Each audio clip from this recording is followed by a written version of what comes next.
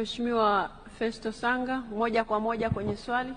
Mheshimiwa Waziri, kuimarisha timu ya taifa ni pamoja na kuhakikisha kwamba sheria na taratibu za michezo zinafuata nchini. Ligi yetu inaelekea mwisho, lakini kumekuwa na mvutano wa hizi timu mbili na viongozi wa TFF. Ipi kauli ya serikali?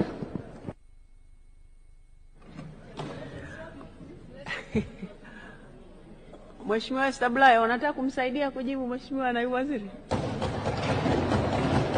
Mheshimiwa Naibu Waziri, majibu. Nakushukuru Mheshimiwa Spika.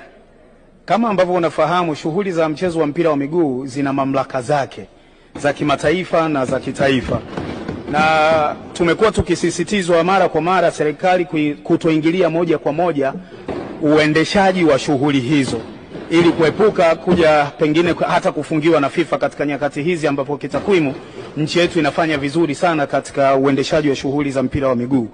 Mamlaka za uendeshaji na usimamizi wa shughuli za mpira wa miguu nchi hii ni TFF ambayo ni shirikisho la mpira wa miguu nchini, lakini pia na bodi ya ligi kuu ambazo serikali hata taarifa ambazo tunazitoa hapa tuna rely kwenye taarifa tunazopata kutoka kwao. TFF na bodi ya ligi sheria ambazo wamejiwekea za uendeshaji wa mpira wa miguu.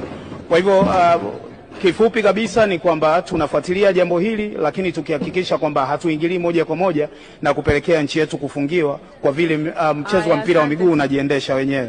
Asante. Mheshimiwa Stablaya, hebu sema unayosema kwenye kisemeo.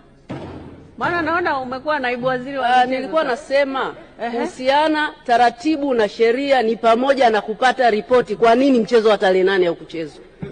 Sasa wewe ndio ulikuwa unakataza ushabiki. Sasa hapo unataka ushabiki. Haya, wa Simba anayetaka kumjibu. Esther Matiko, mjibu. Nashukuru Mheshimiwa Spika. Kama alivyojibu naibu waziri, lazima tuheshimu kanuni ambazo zina guide mchezo wa mpira wa miguu tuweze kukuza vipaji, tusiweke ushabiki. Mheshimiwa Naibu Waziri, asante sana kwa majibu yako kwa maswali ya Mheshimiwa Bunge.